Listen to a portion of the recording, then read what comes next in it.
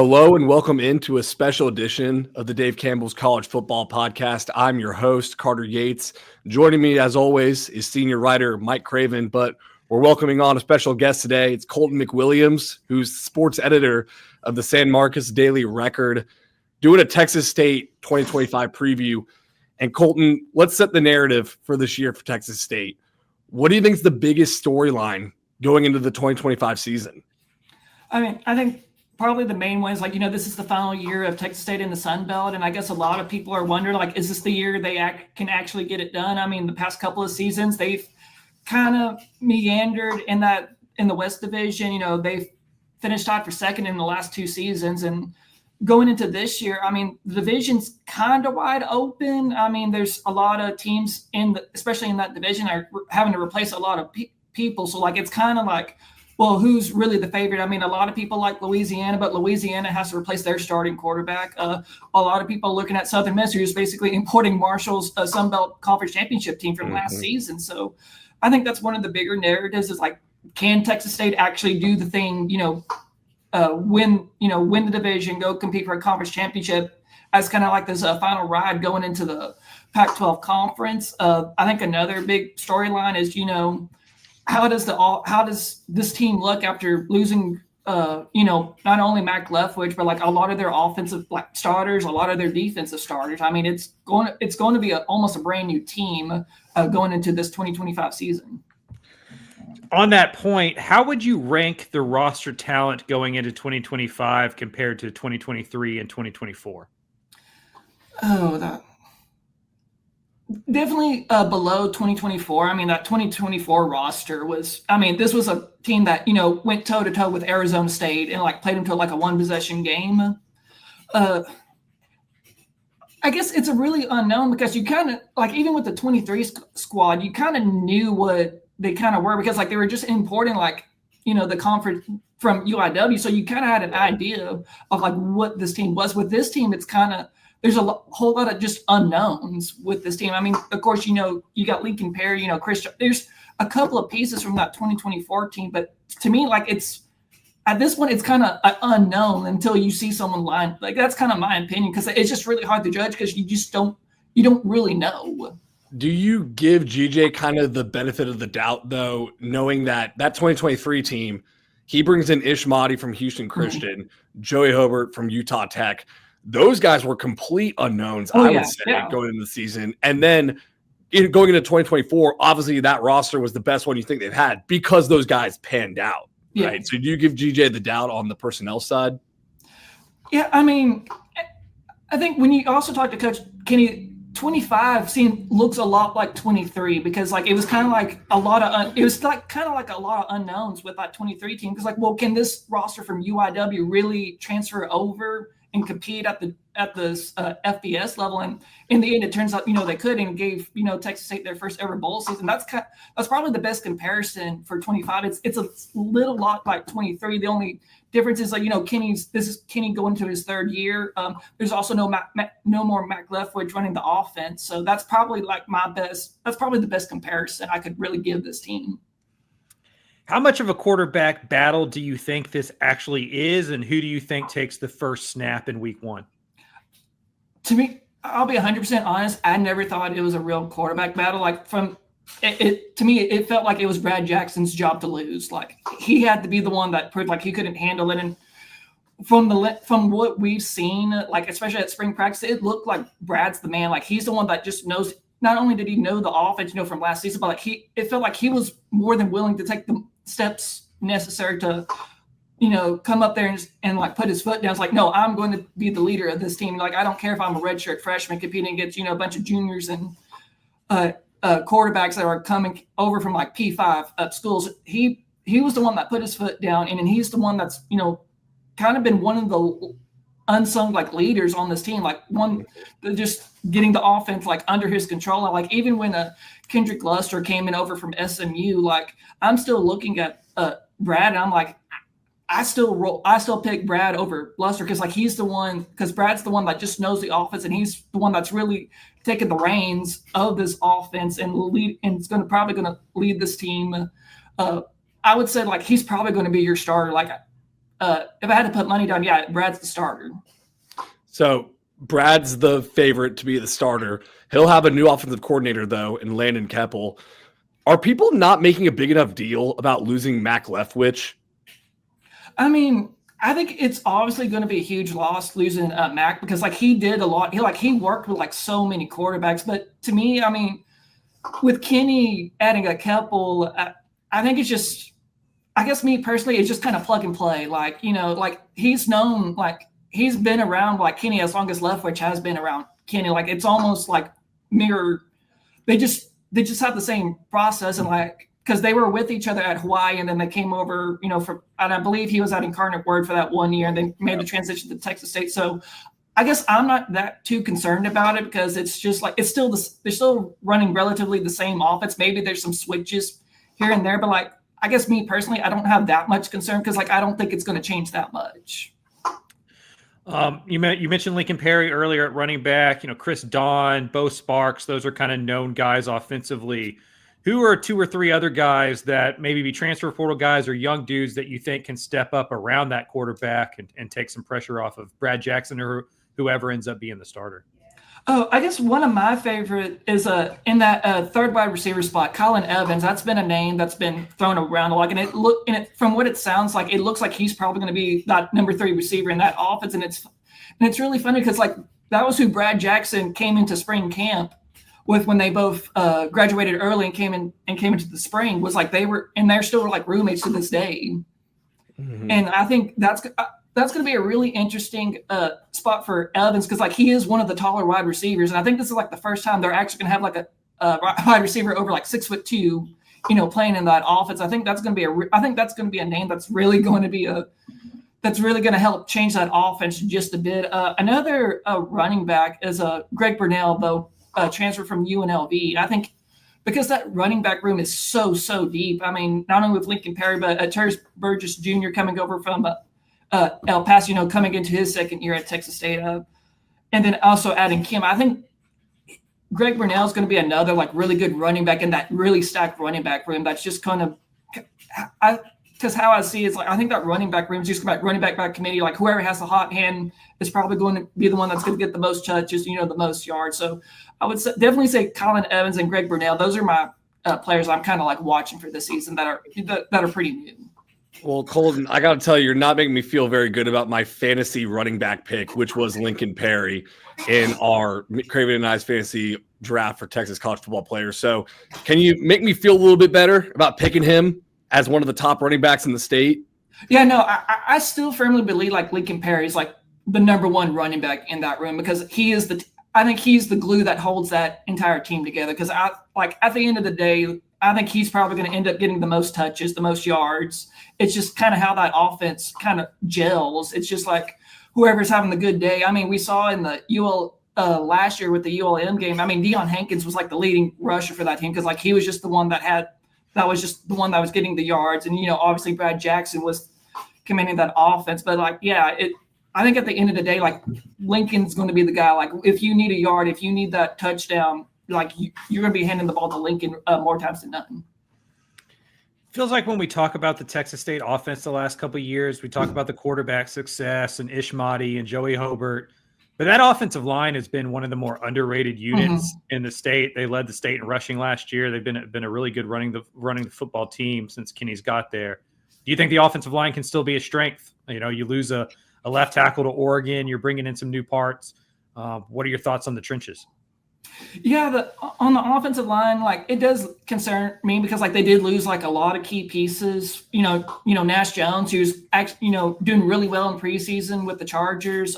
Losing Alex Harkey was a really big loss, but I think they've got enough quality players. Because they have a lot of high school players. They've kind of like quietly kind of been developing. These past 2 seasons, who I think are going to make a really big impact. And I think And from what I've learned about this transfer, like when Texas, especially with Kenny in that transfer report, like it feels like 9 times out of 10, like he hits on like most of the transfers he brings in. So like I guess offensive line, like I am concerned, but I'm not too overtly concerned because I think because I do think like the running game is going to be like a really key part to this offense. I think this is probably going to be the first time you see this team maybe running the ball more than you do passing the ball, because like I think they feel confident enough with that offensive line and how deep that running back room is. I think they're going to be probably running the ball more than what we've seen over these past 2 seasons. Let's kick it over to the defensive side of the ball now. Who's kind of your preseason MVP pick for this defense? It's got to be Khalil Alexander. He's the one that, led the team in sacks last season, tackles for loss. Him and Joe Landry, those two outs, I think that's probably going to be the strength of that team. I think they're a really nice little 1-2 punch on that defensive line. They're probably going to terrorize like a lot of those quarterbacks in that Sun Belt conference. But like, if I had to take a preseason MVP, I would definitely go with Khalil. Secondary, the biggest question mark you have on the defensive side of the ball? Yeah, to me, the secondary is where I had the most questions, because like I don't think they were especially going into spring camp. It was kind of like, well, I don't think there's like clear, true like starter you could really peg, like even on both sides. I think right now, you run with like a Jaden Rios, the transfer coming over to East Texas A&M, who's kind of following a Jordan Polk. He was also another East Texas A&M transfer that came in to Texas State. Now he's doing great things in the NFL. But yeah, I'll look at Jordan Polk. That's probably one of the guys you're looking at the other side. They had a really good Tyler College transfer. I just can't think of his name right now. That's probably there were just so many like pieces, like so many people that graduated or like entered the transfer portal from last season. That's kind of been my main worries. Like I don't know exactly what the secondary looks like. And we probably won't get a really good look on like what they can actually do probably until UTSA, because Eastern Michigan, that's more like your more ground and pound team. They're not more like your air raid, throw it a million times a game. I think that UTSA game is going to be what we're going to really know about that secondary. So that Eastern Michigan team off the jump, that's a ground and pound football team like you're talking about. What's this linebacker room look like? You said you like the outside linebackers with Joe Landry, Khalil Alexander. But I see Craven put for projected starters in the magazine, Traylon Payne and Michael Baudouin III. Is that how you say it? I've heard Boudin. Like I've heard, unfortunately, I've heard like too many pronunciations. Like his name being told like that, but I think it's Boudin. Boudin. I like Boudin. Let's go with that. Okay. But yeah, I think him and Traylon Payne, like that's probably my picks for like who's going to be like in the inside. I heard a lot of good things about one transfer from Prairie View A&M. If I can get my names right. There's a lot of transfers. Aiden Jones. There we go. I've heard a lot of good things with Aiden Jones. If secondary wasn't the one that question I had I was most concerned about, is I think the next one is probably going to be that linebacker room. But like having Traylon Payne and Michael, like two players that obviously had a lot of playing time with, like I think they'll be okay at the linebacker room. It's just but kind of what you were saying, Carter. I think that if the secondary is going to have a big test against UTSA, the linebacker room is going to have a really huge test against Eastern Michigan, just because like how they run that offense, just how punishing, like they just run the ball like over and over again. They don't run like a pretty offense. It's, wear you down until like you're just grinded down to like dust and bones. Mm-hmm. Trying to think of a way to ask this question correctly. Texas State has had 2 really good football seasons. The fan base is obviously like engaged in a way that it wasn't before. There's a lot of high hopes. Last year, this team enters with like G6 playoff aspirations, but it's 7-5 in the regular season, 7-5 in the regular season. What needs to happen for Texas State to make the jump from solid bowl team, football team to actually competing in the conference to win a championship? Well, for me, it was just like, you got to beat the teams you have to beat. It's good that you can, put the boost to like UTSA, you can compete with a Big 12, like team in Arizona State, but you can't go up like 4 possessions against Sam Houston State and then choke the game away. You can't, in your final home game, you can't give up a loss to like a Georgia State team who at that point hadn't won a conference like game. I think at this point, like there needs to be consistency. I think that's been the thing that's kind of plagued this team. Like, cause you can see this team like, wow, this really looks like a G6, playoff contender, to like, wow, this team can't even beat a then winless conference like team in Georgia State at home out of all things. I think that's going to be the main for this team in order to go from like, the 7-5 wins to like, okay, now we're going to be competing for that conference championship. Like there just needs to be full consistency across the board. And that's kind of what's kind of plagued this team like for these past 2 seasons, like, cause they look so great in like one game and then all of a sudden just look completely like it looks like 2 different teams. And like, and I think that's going to be the key for this team. It's like, it needs to bring like consistent, like every game, it needs to be the same team, cause it like this team needs to play like Arizona State, how they play against Arizona State. They need to bring it when you're playing Georgia State. And that's what the good teams do. Like it's no matter who they play, like you need to play with the exact same energy and the exact same attitude, no matter who's, and I know that's like so coaching cliche, what a lot of but that's the truth. Like you need to be consistent at this level, and especially like in a league like the Sun Belt where like you can drop any game. Like it doesn't matter who you're playing. Like it's going to be a war, and that's what you need in this conference. Like you just need to be the one that's playing the more consistency. That's going to be the team at the end. That's going to be hosting that conference title at the end of the season. The thing about cliches is usually they're cliche because they're true. Yeah. I mean, for Texas State fans, it had to be so frustrating seeing that UTSA game. The hype being like the hot air balloon was filled to the max and it was going to the moon for Texas State after the 49-10 win. Now it turned out UTSA was a 7-6 team that year, so not as good as recent years. But then Arizona State was a fantastic knockdown, smackdown brawl, but just lack of consistency. And the schedule this year is basically the same. Last year in the Sun Belt, you've got UTSA, the opener. I mean, the second game of the year. Then you have at Arizona State, but you also have the same bugaboos that beat them last year in the Sun Belt. What do you think about the schedule breakdown this year? How do you think it compares to last year, and what are some trap spots you see? I mean, that road trip to Marshall, right before like a very big conference game on a Tuesday night against James Madison. I mean, those past 2 seasons, Texas State hasn't done good. When they go on the road against those East Division teams, they always find a way to not perform at their best. I mean, that first season, they played Coastal. It wasn't a great Coastal team, and yet they kind of crapped the bed against them.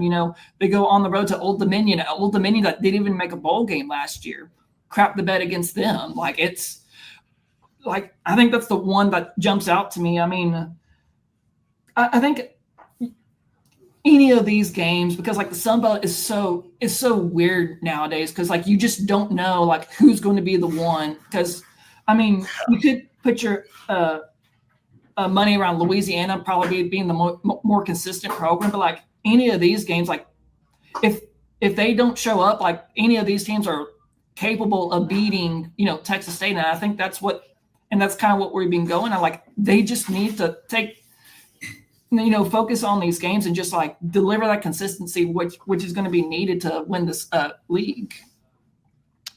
Yeah, I think the 3-game stretch that really sticks out to me is James Madison at home, at Louisiana, at Southern Miss. Yeah, like and I think you got to go 2-1. Yeah, right. If you want to play for the conference championship, you got to go 2-1. Sticking to the consistency point, like how much do you subscribe that to kind of just youth on the coaching staff? GJ Kinney's a young head coach. Offensive coordinator's been under 35. Defensive coordinator's only been coaching for 3 or 4 years. Like, is that just growing pains from a coaching staff that's learning how to be consistent week in, week out? I mean, that's kind of what I've always contributed it to. I mean, you look at, what Traylor's done. I mean, he's even though the Conference USA, it's not like the American Athletic, but like he was able to bring those consistent like teams, the play, when they were able to go in, win all those important key games and, being able to get over the hump. I think that's what Kenny needs to learn is like, and I think that maybe 2024 is the moment that he finally realizes, when you start seeing that consistency, because that's basically how you learn how to build that consistency. Like, it's when you hit your lowest lows and you learn from those mistakes. But yeah, I do think like it's because like this coaching staff is really it's amazing. It's still amazing like how young this coaching staff is, and I think that's part of the problems, like why they can't make a through line through that consistency, because like it is still like a very young staff. And I think it's just, you just got to get through the growing pains, like, and you just kind of hope and pray like they learn from those mistakes, and finally, and maybe it's this season where they kind of put a pin in, and then like everything gets figured out. But like until you see it, like it's just kind of like you just have to wait and see, and maybe it happens and maybe it doesn't. Yeah, as you're talking, I'm kind of workshopping a take in my head where you can only be like a rising star in the coaching profession for so long. Yeah. Before you're no longer an up and comer and you kind of prove like what you are. And GJ Kinney, it's 7-5 regular season last 2 years, 2 First Responders Bowl victories. That was amazing, right? Because Texas State hadn't won back-to-back bowl games in their history. But if it's the same thing this year, I would start having more questions about like, why is it not getting better? And why has there not been a level up? So I'm wondering, you or Craven, like, do y'all kind of agree with that take? I mean, it's basically the Seth Luttrell situation at North Texas. I mean, they go get those 9-win seasons, they beat Arkansas, and they like not only beat Arkansas, like embarrass them in their home stadium. And then after that, like they kind of just like, they don't even like get over the hump. They just kind of plateau. And I think that's what Kenny's like kind of circling around, is like, if this team plateaus, like I kind of still see that second season as like success to me personally, because like when you look at the previous history, like even when we go back to the FCS like days when Texas State was in, I mean, like we haven't seen this level of winning at this consistent level at Texas State, like to like Jim Wacker. Like that's how long Texas State has like kind of suffered like not building that winning consistency. And I hate that we live in this age where like we think we can just put everything up to 11 and like think, okay, we can do this and we can immediately jump to a conference championship. We can immediately, but I do think Kenny is slowly moving to that danger zone of like just plateauing, and like they're kind of stuck at that 7-5, which is good. But like, obviously when you have a fan base that just wants more, like continuously wants more, I think he's kind of circling into that danger zone. I think like I wouldn't be mad or upset if he went 7-5 this year, because like they do return because of what they're returning and all of that stuff. But I think when they do join the Pac-12 and it's still at 7-5, I think that's when those questions are probably going to start popping up, and it might be sooner rather than later. So yeah, maybe that's unfair of me to make that call this early. Craven, what do you think? Yeah, it's tough because I mean I think we measure this stuff on progression. And I think that there's something to be said, kind of like the Seth Luttrell thing, where like you break through so quickly that like the ceiling becomes the floor. You know, like what used to be a great year becomes an average year. Like I remember being in GJ Kinney's office this spring and talking to him about this exact conversation, and him being like, I think in the history of Texas State football, if we beat North Texas and UTSA in the same season, that's a smashing success. Mm-hmm. But all I'm hearing about is how disappointing we were.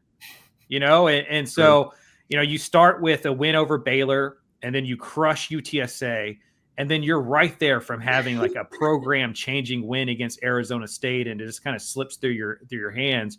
What worries me about Texas State is I'm not sure they're a better football team at the end of the year than they are at the beginning of the year, the last 2 seasons. And like, to me, that's how I've always graded coaches, is like, is your team better in November than it is in September? I think that's part of those growing pains of consistency and just learning how to coach for that season rather than up to that starting point of the year. Like there's still a lot that has to do, midweek in October, midweek in November. And it's just a young staff that I think is still figuring that out. The turnover is what scares me. Like 7.5 is the over and under for Texas State. And I'm on the under just because to Colton's point, like I have no idea what that roster is. I don't think it's as talented as it was last year. And I think the schedule is tougher because you're going to UTSA, you're going to Louisiana, You're going to Arizona State. You got James Madison at home. That's 4 right there that you're going to be an underdog in. I don't know. I think this is a real interesting year for Texas State. Colton, how important is it to exit ramp into the Pac-12 with success, to not take a step back, to take a step forward as you go into this new conference? I mean, I think it's extremely important. I mean, I think you need to enter the Pac-12 like with a lot of momentum. I mean, you can't, if you limp on into the Pac-12, like I think you kind of confirm like what everyone's kind of thinking about you're going to confirm like what everyone thinks Texas State's going to be in that Pac-12, which like they think that it's going to be a bottom tier team that can't compete with your Boise's or your Oregon States or your Washington State. They need to gather as much momentum. Like I think it sucks that, this is the year that this is the last year in the Sun Belt, and this is the year because as we were saying, there's just a whole lot of unknowns, but you need to gather as much momentum as you can. I mean, I guess you can kind of look at how A&M entered the SEC like their last year in the Big 12. Like, they kind of, there was a lot of hype going into that season. Everyone thought, this was going to be the year they win in 2011. They're going to win the conference championship. And they just face planted so hard. It was almost like they had to do like a giant reset before, into SEC play. And obviously Texas State's not in that situation because like Kenny has done such a good job over these past 2 years. Like, I don't think I don't even think he has a hot seat, but like if you go into the Pac-12 and you have, let's say you go 6-6, or maybe you don't even make a bowl game, I think that's when you start to worry because like I think you need to hit the Pac-12 running because like there's been so much hype put into this Pac-12 move. You need to gather as much momentum as you can, and you need to be hitting the ground running as soon as you enter that conference. Yeah, and you give that Texas A&M example. There's also UTSA from Conference USA winning a conference championship, them going to the American and kind of hitting the ground running there. Texas, last year in the Big 12, they go to the playoff, and they go to the playoff again the next year as an SEC team. Do you have SMU. like a SMU? Yes, they won a conference. There's so many examples like this. Colton, do you have a record prediction for this team right now? I'm kind of sitting at 7-5. If I'm really high, I mean 8-4, maybe 9-3. You steal a game from like James Madison and Louisiana, maybe a UTSA. But I'm kind of, I guess I'm even. Like I'm still at 7-5 until something else proves me wrong. Because even in conference play, like in the Sun Belt, like especially in the West Division, they're facing the exact same problems Texas State's facing. I mean, everyone's just having to replace everybody, and it's basically turned into a giant crapshoot. Like, well, it's last man standing. Whoever comes out of this, the most healthy and the most consistent is going to be at the top. And I think Texas State's in the top half of that division. Like I would say, Louisiana and Texas State are probably your top 2 teams in the division. Maybe throw in Southern Miss if you think, they can make those Marshall players and that coach itself can make the successful transition over there. But because the Sun Belt is such a crapshoot and like Kenny and them, like I have more faith in them that they can figure it out. And like I'm more confident in the player leadership in this team kind of now because there are some teams because you still have like those Lincoln Perrys and Khalil Alexanders who kind of went through what happened in 2024.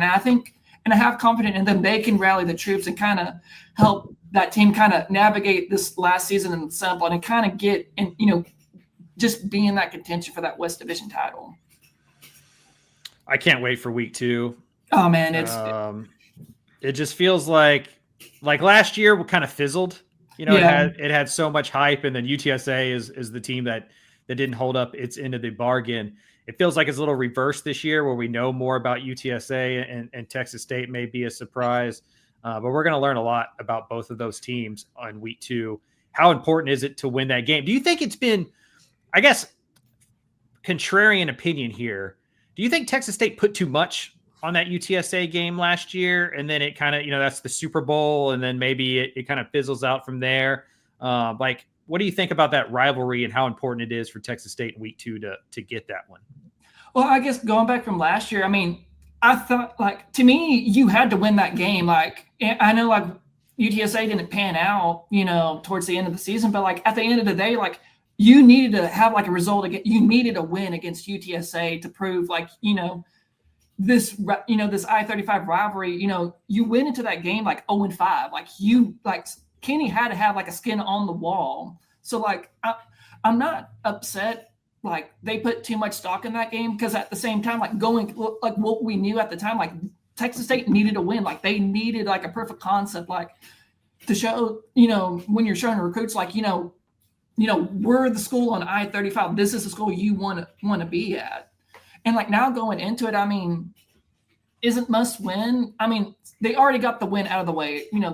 You don't have to worry about, being UTSA. You've already done it once. I think you just need to show like you're still competitive against UTSA. Like, hey, maybe you scrape out a win, and what builds the narrative for that season. But like, I'm not upset. Like they put so much stock into that UTSA game last year, because like they just needed that one win. And like, because it was such a big win, like how they did it. I mean, I hate to say, like, it almost not exactly flipped the narrative. Like you saw what UTSA fans saw, like they thought the whole world was ending because Texas State like put the boots to them. And I think, that's what they really needed at the time, was like they needed a proof of concept that, this rivalry means something. And like, this is not just a one-sided thing. Like, and I think with that one result, they really flipped like what everyone kind of thinks about that rivalry game.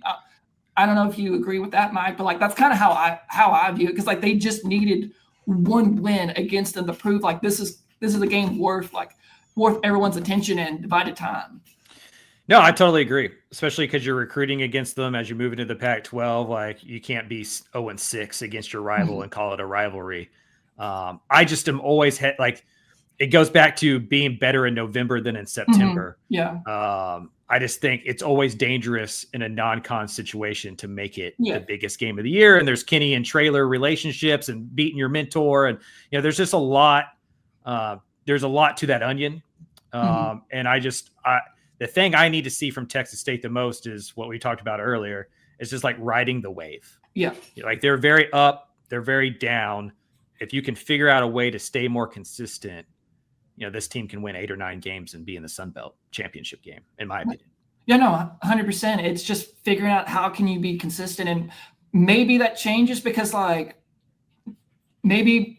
have a lot more running, like you're going to be leaning on the running back room a lot more than you did last year. Maybe that helps with that consistency, but yeah, it's just like we need, like I always hate when people it's low key, like, when I went to A&M, like hearing Jimbo Fisher like talk so much crap about, especially when they had that really big recruiting class. I've always been like, well, anybody can talk the talk, but like I need someone like walk the walk. Like I need to see like y'all actually do the thing. Like y'all been trying to hype this up, and kind of like you, like I love that Texas State has finally gotten over that so many years of like just being such a basically a doormat like G5 program. Like let's not get it twisted, but now that we've seen like success, I think it's finally time to see like, okay, we know you can do 7-5, and we've been enjoying like these bowl wins. Now I think it's time for that next step. Can you go compete for those conference championships? And it's all going to come down to like competing, day in, day out, and just making that through line through that consistency.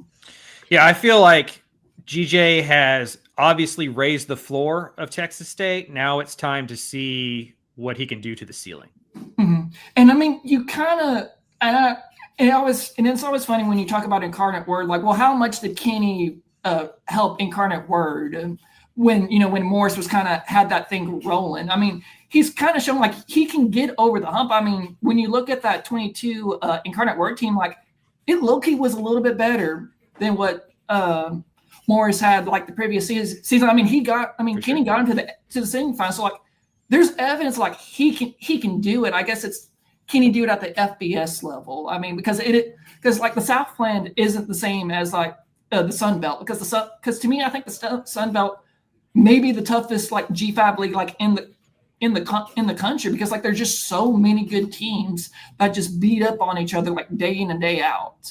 Mm-hmm. Well, here's some more consistency from the Texas State Bobcats in 2025. But guys, you can consistently find Colton McWilliams as the San Marcos daily record. I know. Tomato. Colton, thanks for joining us today, brother. Appreciate it. No problem. Always enjoy to talk to y'all guys. Appreciate you, sir.